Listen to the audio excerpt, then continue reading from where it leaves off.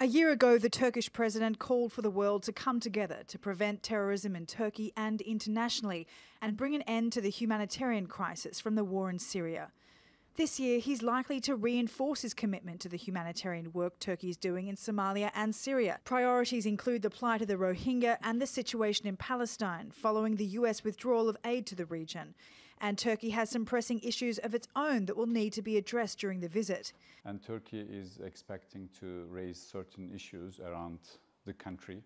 As we all know that there are a lot of problems in Iraq, there are a lot of problems in Syria. Turkey is a sort of island of stability in this region. If you remember, one of the most recent agreements between Russia, Iran and Turkey was to prevent further violence in Idlib. I believe this would be brought to certain discussion during the General Assembly meeting, about which Secretary General praised Turkey. Easing the fraught US-Turkey relations will be high on the agenda. Last year, a US consulate employee was arrested in Istanbul, and a 3-month standoff led to visa restrictions by both countries. Turkey has repeatedly refused to release an American evangelical pastor charged for having links to the failed coup in 2016. The row with the United States over the release of the pastor Andrew Brunson led to the US president abruptly increasing tariffs, aggravating an already weak lira.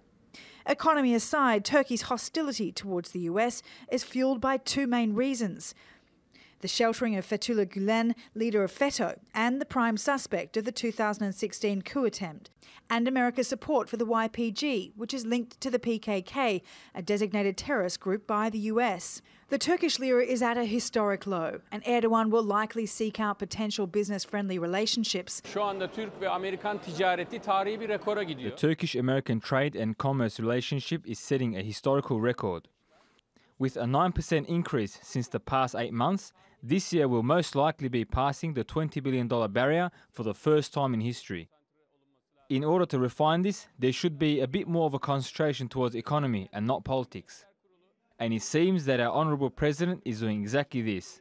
Various Turkish international and Turkish-American-based economic trade groups, companies, organisations and councils are coming with a significant commercial and mercantile committee to the US. The United States and Turkey are important NATO allies, but right now they are far from friends.